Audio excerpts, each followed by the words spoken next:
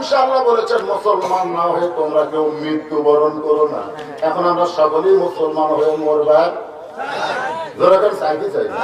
এখন মুসলমান হয়ে মরবার গেলে আমাদের করণীয় কি? কি করণীয়?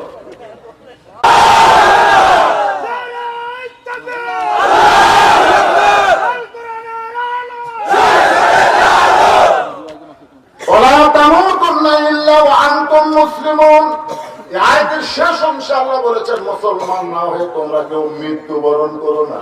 এখন আমরা সকলেই মুসলমান হয়ে মরবার চাই। এখন মুসলমান হয়ে মরবার গেলে আমাদের করণীয় কি? কি করণীয়?